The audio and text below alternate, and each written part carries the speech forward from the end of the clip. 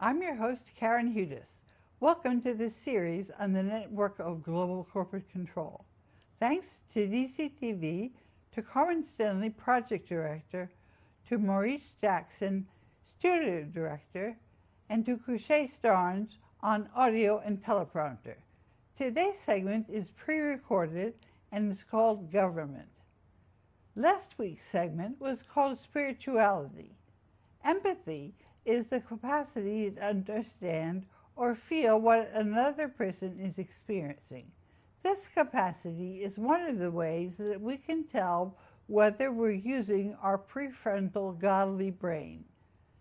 Now, Katie had this to say about our spirituality. Katie called me twice when I was imprisoned in the hospital for 3 weeks during August. Katie left a video for everyone, advising for all of us to stay involved.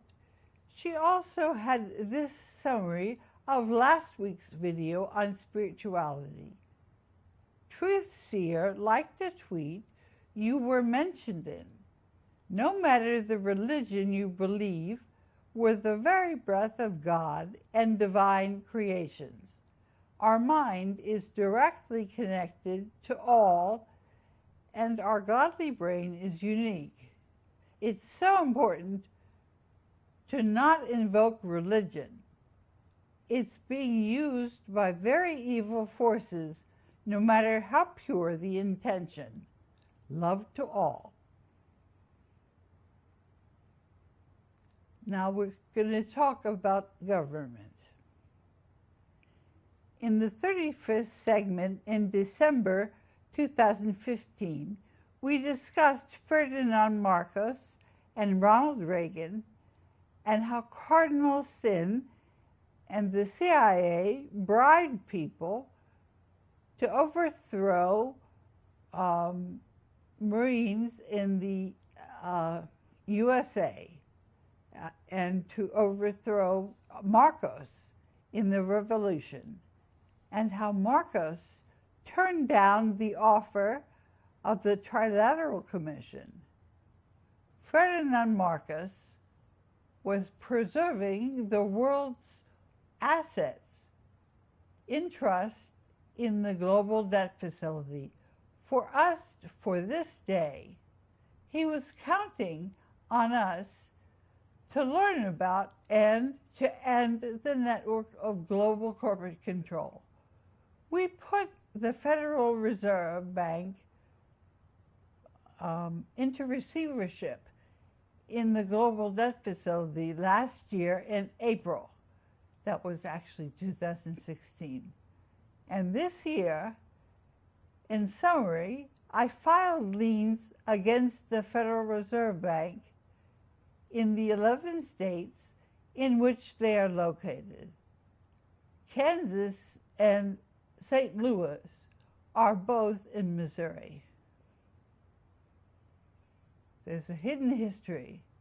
I've spoken about the hidden history in the United States after the French Revolution, how the Crown Prince of France, Louis Charles Bourbon Capet, was made manager of the United States in 1805 until the Pacer family lost control of the Virginia Company in 1933, when the company had to file for bankruptcy.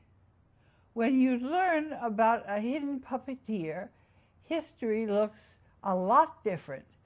France of 1789, Britain of 1640, Russia of 1917, Germany and Hungary of 1918-1919, and Spain of 1936 share common traits. Provocateurs aiming to destroy the fabric of society. Under the global currency reset, the 1789 Constitution is going back into effect and martial law is ending. Justice Antonin Scalia may have been ready to disclose the fact that the United States is secretly being governed by martial law. At the beginning of February, 10 days before Justice Scalia's sudden death, I called Justice Scalia on the carpet for refusing to tell the American people that the U.S. is governed by martial law, and I tweeted his picture. I also mentioned the corruption in the Supreme Court and posted a picture of Justices Antonin Scalia and Clarence Thomas during the DCTV broadcast on February 10, 2016.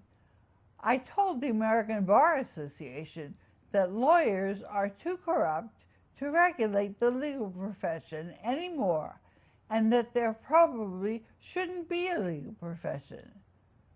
This was after the DC Bar refused to answer any question whether the U.S. was being governed by martial law.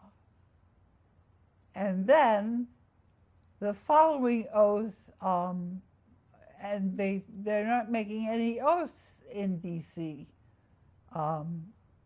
About the Constitution of 1789. And the Magna Carta, through